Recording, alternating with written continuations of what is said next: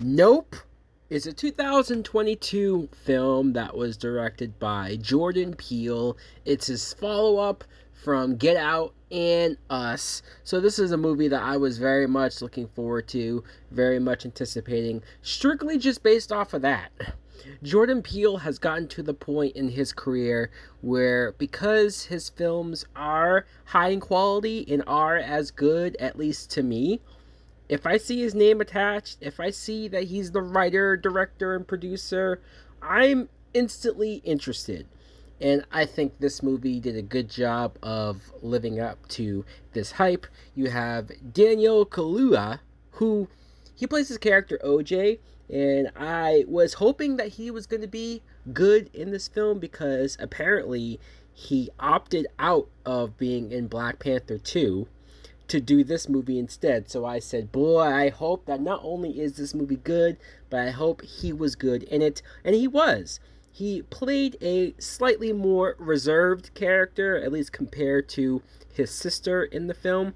But it felt like he was a dude without the movie even really telling you, like, as far as his relationship with his father goes, or just what kind of a life this guy probably had living where he did. They don't really get into that, but based off of his performance, you get the idea that he's probably just been through some crap and he's gotten used to it, and so he knows how to handle and deal with stress.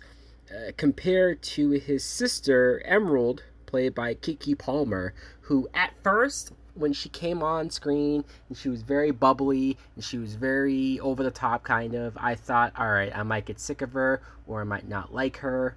But as the shit hit the fan, as a lot of things started to happen, and when there was real danger on screen, I thought she was great. I ended up really liking her character. And Kiki Palmer is an actress that you don't realize how long she's been around.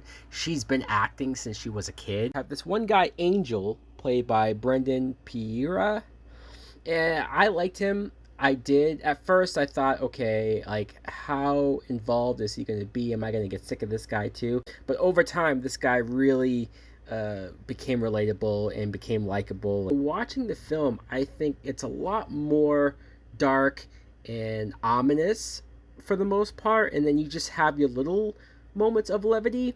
Steven Yeun, who obviously we know as Glenn from The Walking Dead, but he plays his character Ricky, and Ricky is an interesting character here because his backstory really doesn't have anything to do with the main plot, but it's one of the more interesting side plots, or even just as far as an event that happened in his life. And I was almost more interested on, like, what's this dude's story? What kind of effed up trauma could that have been like? As far as the main plot goes, I'm purposely staying as vague as possible. I think most people know that it is aliens that's the main threat, and I was curious how Jordan Peele would tackle this whole alien plot because his movies seem to revolve around race or characters that are black, and so you have their perspective going on in a certain situation.